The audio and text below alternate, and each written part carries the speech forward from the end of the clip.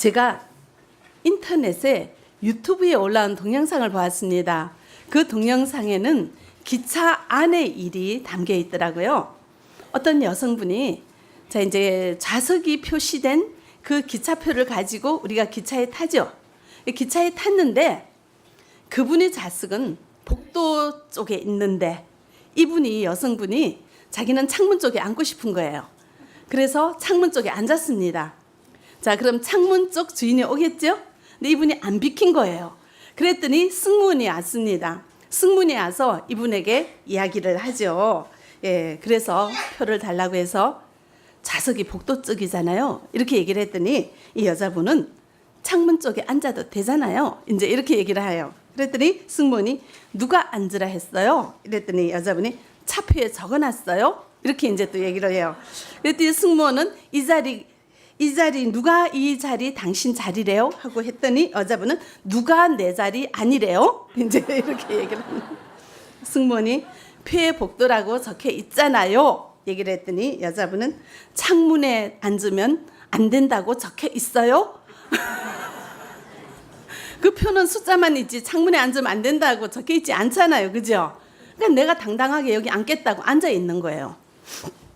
자, 기차표에는 분명히 지정된 좌석에 앉으라고 숫자가 있고 표시가 있는데, 그래서 우리 모두의 약속이잖아요. 그죠? 그 자리에 앉겠다는 우리의 약속이잖아요. 그런데 이분은 어디 내가 창문 쪽에 앉지 마라고 표에 적어놨냐고 그러면서 내가 창문 쪽에 앉을 권리가 있다고 안 일어나는 그런 경우가 동영상에서 보았습니다.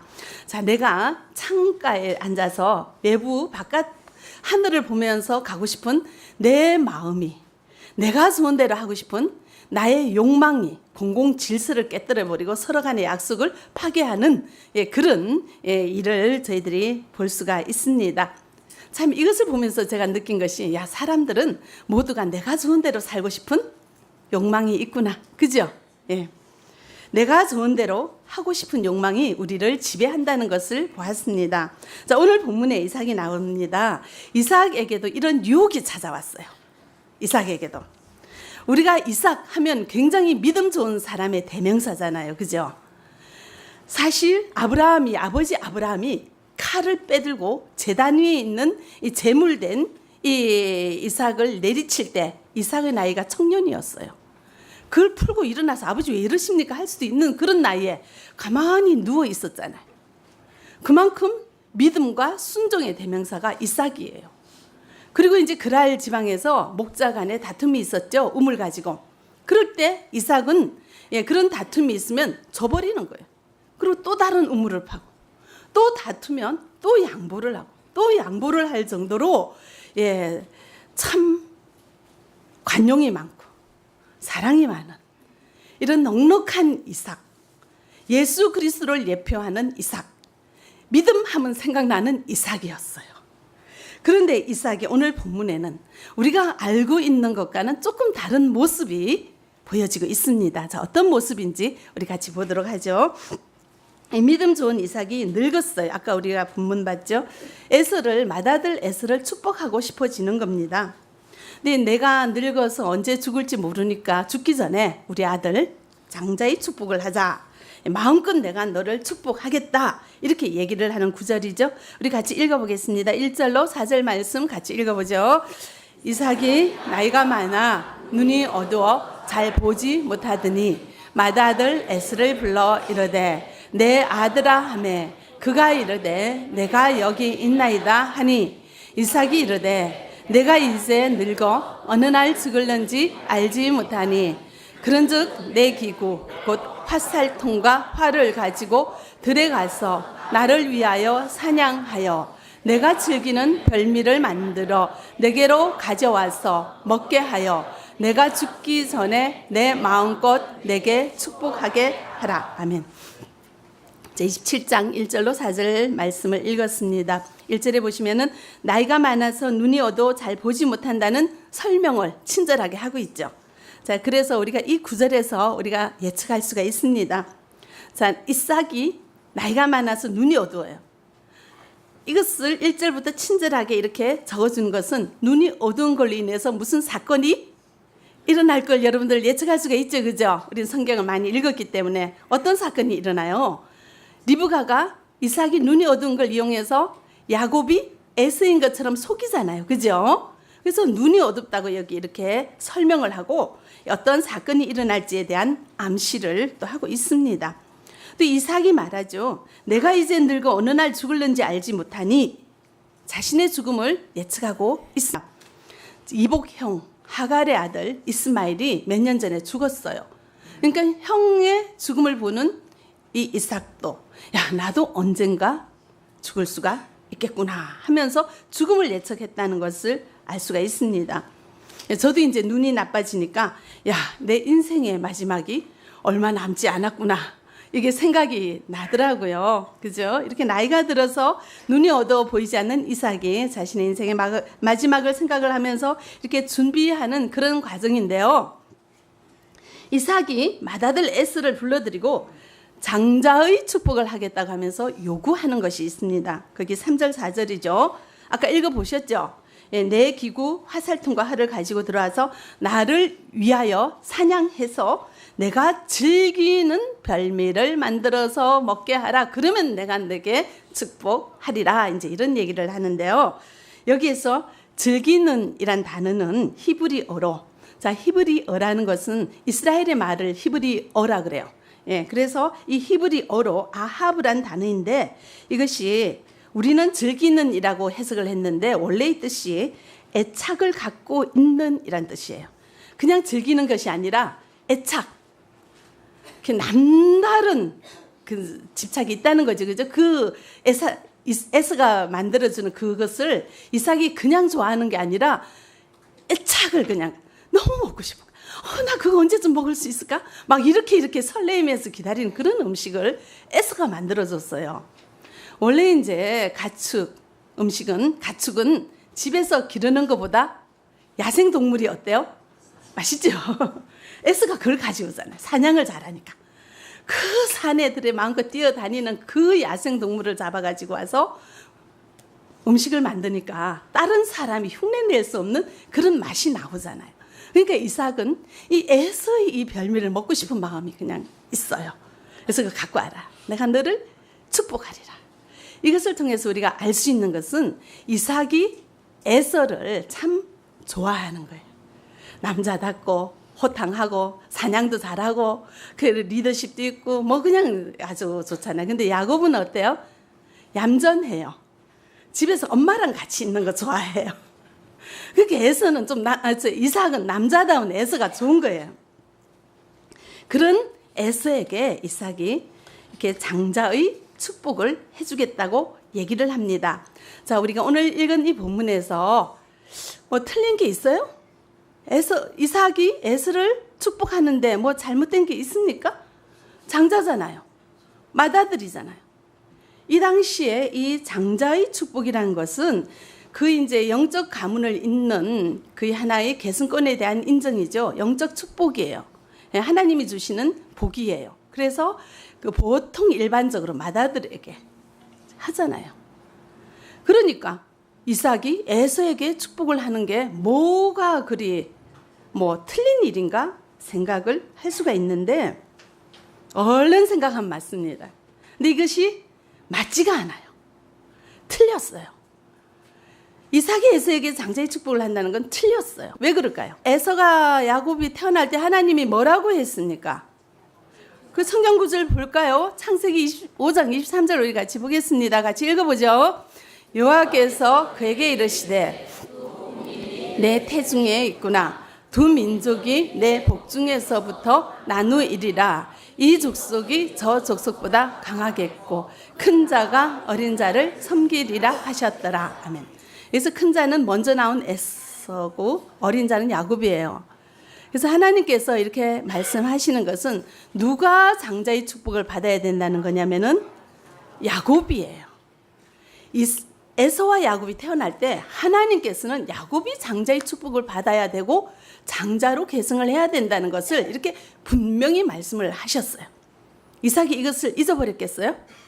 알고 있죠. 알고 있죠.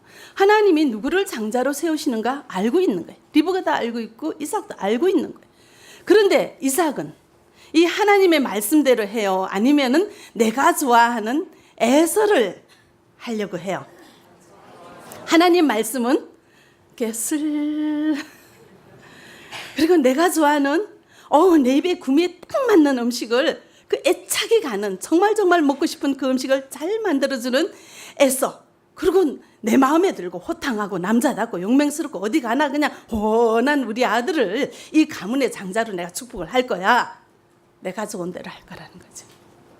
하나님이 하신 말씀은 관심이 없었어요. 이삭은 얼마나 믿음 좋은 사람입니까? 그러니까 자기 스스로도 나는 믿음 좋은 사람이야. 아브라함의 하나님, 이삭의 하나님, 수천 년 동안 얼마나 많은 백성들이 이 하나님을 부를 때 아브라함의 하나님, 이삭의 하나님이라 부를 정도로 믿음 좋은 사람인데, 이 내가 믿음 좋다는 이 마음이 이삭에게 어느덧, 야, 나 이렇게 믿음 좋은 사람이니까 내가 하고 싶은 대로 해도 돼. 내가 하는 것이 맞는 거야. 하나님의 말씀보다 내가 좋아하는 것이 우위에 있게 되어버렸습니다. 어떻습니까?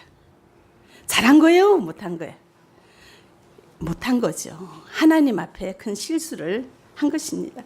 이삭은 에서를 축복하고자 했지만 나중에는 결국은 누가 축복을 받게 됩니까? 야곱이 축복을 받게 되는 거죠. 자, 우리는 어떤가요? 초신자일 때는 어느 것이 하나님의 뜻인지 잘 구별을 못해가지고 아주 순수한 마음으로 애기같이 하나님 열심히 하겠습니다 이러는데요. 신앙생활을 좀 할수록, 이삭도 그랬잖아. 신앙생활이 얼마나 여정이 이제 늙었어. 임종을 앞두고 마지막에 가니까 이 신앙생활에 관성이 붙어버리는 거예요. 이것이 하나님 말씀인가 두렵고 떨림으로 바라보지 않고, 내가 하는 건 맞아. 나 믿음 좋은 사람이야. 내가 하는 관성대로, 내가 좋아하는 것이 선이다. 내가 생각하는 것이 맞다, 옳다. 나는 무조건 옳아. 이런 영적 교만이 어느덧 자리 잡게 되는 것을 알 수가 있습니다. 그래서 나도 모르게 세상의 유혹에 끌려가면서도 아니야, 이게 하나님 앞에 바른 거야 변명하고 합리화하고 핑계하는 우리의 모습이 있지는 않는지 여러분들 돌아볼 수 있기를 바랍니다. 가까운 예를 하나 들면 사역반을 하겠다고 하나님 앞에 처음에 모였잖아요. 그것은 하나님 앞에 우리가 약속한 거예요. 그런데 하나님은 무엇을 좋아합니까? 끝까지 하기를 원하시죠.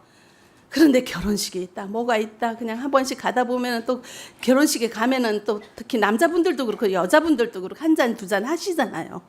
그럼 그냥 알딸딸 하니까 좋아가지고 그냥 이제 사역반 깡그리 다 잊어버리고 그냥 오는 것도 잊어버리고 그러면서 생각해요. 내가 가족들도 만나고 이 일도 많은데 이걸 내가 다 제쳐두고 내가 교회만 가야 되는가? 나 사역반 끝까지 할까? 모르겠다. 고민하면서 갈등하면서 내가 좋아하는 달콤한 세상의 것을 향해서 나도 모르게 끌려갈 때가 있지는 않는지 여러분들 돌아보시기 바랍니다. 집사 임명 받을 때 하나님 앞에 약속해요. 제가 묻잖아요. 주일 성수 열심히 하겠습니까? 아멘 하시더라고요. 사람들 앞에 공공연하게 약속하는 거예요. 하나님 앞에 약속하는 거예요. 하나님의 말씀은 약속한 것은 지켜라 입니다. 그래서 내가 주님 앞에 또 물어보죠. 죽도록 충성하겠습니까? 아멘.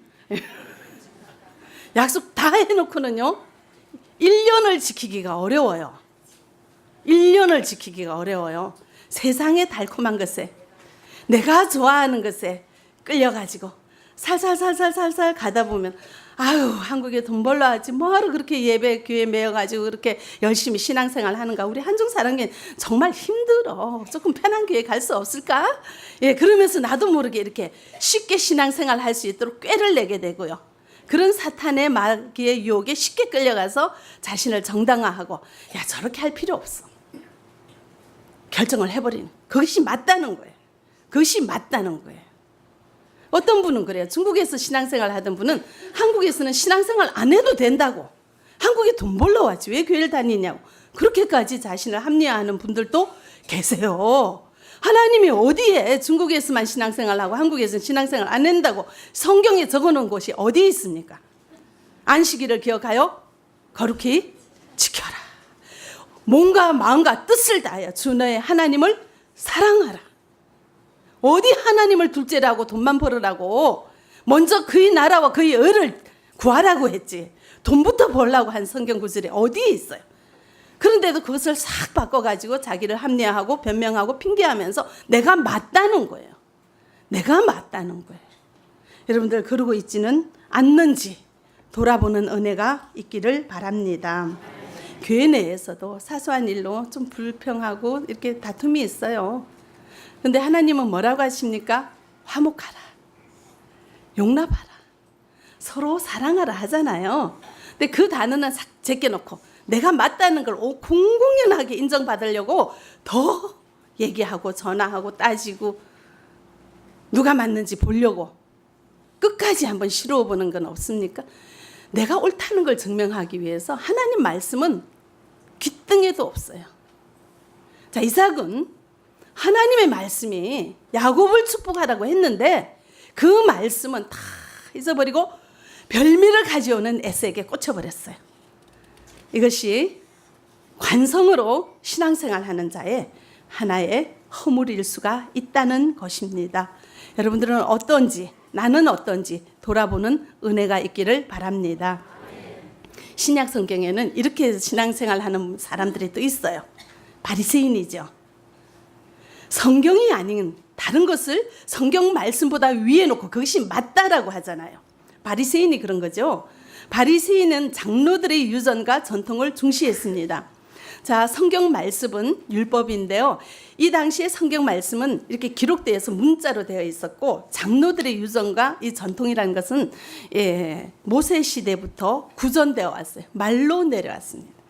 그런데 이제 시대마다 필요한 게 있잖아요.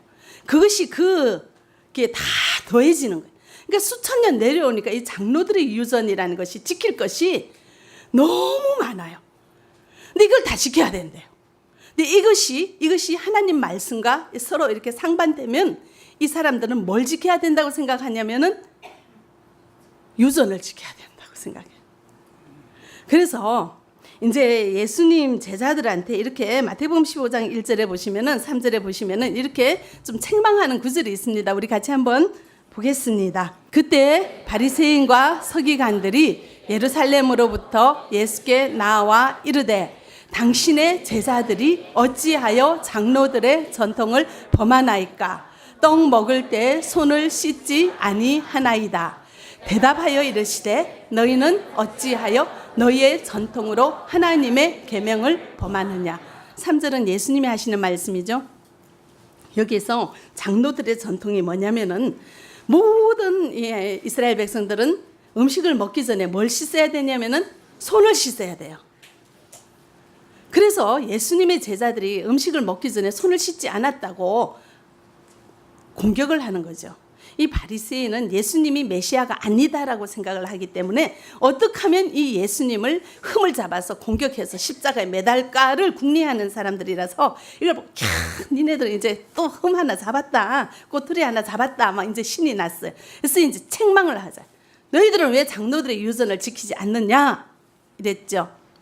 그런데 성경에는 자, 음식 먹기 전에 손을 씻어야 된다는 구절이 있습니까? 있습니까? 없어요. 근데 구약에 보면은 제사장들이 정결 의식을 행하기 전에 수족을 씻는다고 출애굽기 3장에 나와 있죠.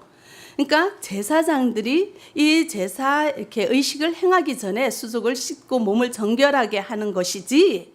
근데 이 바리새인들은 이것을 누구에게 적용을 했는가 하면 온 국민이 다 그래야 된다고 확대 적용을 했어요. 자기네들이 생각할 때 이스라엘은 먼지가 많고 사막이 많고 다닐 때 손발에 먼지가 많으니까 먹기 전에는 반드시 손을 씻어야 된다는 것을 유전에 하나 추가를 했어요. 그거는 성경보다 더 먼저 지켜야 되는 거예요. 손을 씻는 거. 그러니까 예수님이 너희들은 왜 그런 것을 하나님 계명보다 더 우선시하느냐. 자, 우리는 무엇을 우선시해야 됩니까? 하나님의 말씀을 우선시해야 되는데 우리가 살아온 관습대로 그것을 하나님 말씀보다 더 중시하면서 너희들은 왜 이렇게 하지 않느냐 하면서 공격하고 비판할 때는 없는지 돌아보는 은혜가 있기를 바랍니다. 자, 이렇게 우리 세상 사람들은 내 중심으로 내가 좋은 대로 살아가고 있습니다. 아까 동영상에도 내가 창문에 앉고 싶으면 그냥 창문에 앉는 거예요. 그 창문에 앉는 것을 정당화하기 위해서 표에 그렇게 창문에 앉지 말라고 적어놨냐고 이렇게까지 자기 논리를 대는 거죠. 그러니까 기가 차서 할 말이 없잖아요. 세상 사람들이 서로 다투고 갈등하는 거 보면 어느 입장에서 보면 기가 차서 할 말이 없어요. 다 내 입장에서 맞다는, 내 입장에서 내 논리를 펴면서 상대방을 공격하고 서로 공격하고 나만 맞다 나만 옳다. 그래서 세상에서는 다툼과 분쟁이 끊어지지 않는데 우리는 예수를 믿는다 하면서 나 좋은 대로 살아가는 이 옛사람의 습관을 버리지 않고 신앙생활이라는 것을 교회에서 하면서 교회라는 공동체 안에서 이제 시간이 오래 가면서 이 옛사람의 습관을 버리지 않고 이렇게 살아가면은요, 이 옛사람의 습관을 버리지 않고 오래 신앙생활을 하는 사람들이 많을수록 그 교회라는 공동체는 화목할까요? 시끄러울까요? 시끄러워요. 지금 한국교회에서 너무나 많은 문제가 일어나는데 이것은 그래서 그렇습니다. 옛사람의 습관을 버리지 않고 말씀을 머리로만 알기 때문에 나한테 적용하지 않고 그 말씀을 가지고 상대방을 비판하고 비난하고 판단하는데 정죄하는데 쓰기 때문에 교회에서 사람들이 많이 모일수록 많이 시끄럽고 그렇다는 이 현상을 우리가 똑바로 바라볼 수 있기를 바랍니다. 초신자들은 시끄럽게 못해요. 새로우니까 낯서니까 자기가 갓난아기인 거 알기 때문에 절대로 초신자들이 별로 말썽을 일으키진 않아요. 근데 오래 신앙생활 하시는 분들이 내가 맞다는 거예요. 내가 생각하는 게 맞다는 거예요. 교회에서 이렇게 해왔다는 거예요. 하나님 말씀보다 내가 살아온 습관이 위에 있고 하나님 말씀보다 내가 생각하는 게 맞다고 생각하는 그 교만으로 인해서 큰 높은 자리에 올라갈 때마다 그런 분들이 교회의 걸림돌이 되어서 교회 문을 지키고 있고 은혜를 차단하고 있다는 것을 여러분들은 기억할 수 있기를 바랍니다. 자, 이것이 영적 교만이죠. 내가 모든 것의 기준이 되고 내가 생각하는 게 기준이고 내가 살아온 습관이 기준이고 내가 좋아하는 것이 기준이. 이삭이 그랬잖아요. 내가 좋아하는 별미를 가져오는 이 아들에게 내가 장자의 축복을 주리라. 내가 좋아하는 게 답이에요. 맞는 거예요. 이렇게 살아가는 성도가 되어서는 안 되는 거예요. 그러므로 우리를 날마다 돌아보면서 내가 어떤 과오가 있는지 착오가 있는지 허물이 있는지 돌아보는 은혜가 있기를 바랍니다. 저는 이제 설교를 하면서 제 자신을 저는 이제 이삭이 하는 거 보고 되게 찔림이 있더라고요. 우리 목사님들이 잘 그럴 수가 있어요. 솔직히 얘기하면. 그리고 제가 신대원에 처음에 입학했을 때 이제 대학교를 마치고 집에서 이제 주부로 있다가 소명을 받아서 신학대학원 1학년에 들어갔을 때 주부였잖아요. 아들을 뒤로 하고 중학교 고등학생을 내가 엄마가 보살펴야 되는데 그걸 뒤로 하고 가정 내가 모든 세상 일을 다 뒤로 하고 나 정말 하나님만 섬기겠습니다. 이런 결단으로 신대원을 들어갔더니 그 당시에 내 마음이 어떠냐. 내가 최고 믿음 좋은 사람이라는 생각이 들었어요. 나 정말 굉장히 대단해. 내가 이런 세상의 일을 다 정말 뒤로 하고 그물을 버려두고 나를 쫓으라는 그 말씀대로 베드로에게 주신 말씀대로 나는 인생이란 세상이란 그물을 다 버려두고 내가 신학교에 왔으니까 나보다 더 믿음 좋은 사람이 있으면 나보라 그래요. 저한테는 그런 마음이 있었어요. 그리고 다른 사람들이 다 눈 아래로 보여요. 저 사람은 저렇게 해서는 안 되지. 저 사람 형편없어. 저래가지고 뭘 한다고 그러지? 속으로 생각하고 판단하고 정죄하면서 나만 맞다고 생각해요. 그러면서 저 자신을 돌아보자. 나는 최고로 거룩한 사람이에요. 나는 부족함이 없는 사람이에요. 허물이 없어요. 사람이 나한테 사람들이 왜 뭐 신대 났으니까 뭐가 어떻습니까 얘기하면 뭐 내가 잘한 일은 정말 청산유수처럼 내가 얼마나 전도를 많이 했고 막 이런 일 쏟아져 나오는데 내한테 있는 허물이나 내가 지금 얼마나 죄인인가에 대한 생각이 나지를 않는 거예요. 생각이 안 나. 내가 부족한 것이 생각이 안 나는 거예요. 자, 내가 부족하고 죄인이고 허물 많은 것이 생각이 안 나는 것은 이거는 심각한 질병이죠. 여러분들은 어떠세요? 여러분들은 어떠세요? 나 지금 지역장 몇 년째야. 니네들 신앙생활 똑바로 안 할래? 이런 마음이 있습니까? 하나님, 나같이 부족한 죄인을 이렇게 교장 시켜주셨는데요. 제가 이것도 부족하고 저것도 부족한데 하나님, 날마다 자신을 돌아보면서 주님 앞에 자신을 돌아보고 반성하고 회개하면서 주님, 이런 죄인을 구원해 주신 주님의 은혜 감사합니다 라고 날마다 주님 앞에 고백하고 있는지 돌아보는 은혜가 있기를 바랍니다. 예. 하루하루 여러분들 교구장님들 지역장님들 늘 기도하시잖아요. 기도하실 때 빼놓지 말아야 되는 것은 내가 얼마나 죄인인가를 늘 고백하시고, 자, 죄인이라고는 추상적으로 말만 하지 마시고 24시간 동안에 내 마음속에 있었던 교만함, 내 마음속에 나도 모르게 다른 사람을 판단했던, 정죄했던, 비판하고 비난하고 험담하고 미워하고 시기했던 그런 악한 것들을 요만한 거라도 여러분들 다 내어놓고 주님 앞에 고백하고 기도하는 우리가 되어지기를 바랍니다. 늘 주님의 말씀에 비춰 내가 무엇이 부족하고 어떤 죄악 가운데 있는가를 볼 수 있어야 되는 거예요. 그렇지 않으면은 이삭과 같이 내가 뭘 잘못하는지도 몰라요. 내가 어떤 잘못을, 엄청난 실수를 하고 있는지를 모른 채 내가 하는 게 맞다, 내가 하는 게 진리다, 내가 하는 행동이 정의다, 그렇게 해서 에서에게 축복을 하면 하나님의 계획이 엉그러지는 거예요. 근데 하나님은 뭐 그렇게 두진 않았지만, 또한 또 조금 이상한 방법으로 야곱을 축복하긴 했지만 하나님은 하나님 나라의 일을 이루어 가십니다. 그러나 그 가운데 내가 바로 쓰임받는 자가 되어야 한다는 것을 기억하시기 바랍니다. 교만하지 마시고요. 날마다 주님 앞에 말랑말랑한 옥토밭이 되어서 나의 부족함이 무엇인지, 개선해야 될 것이 무엇인지, 주님 앞에 고백해야 될 허물이 무엇인지 날마다 생각하는 저희들이 되었으면 좋겠습니다.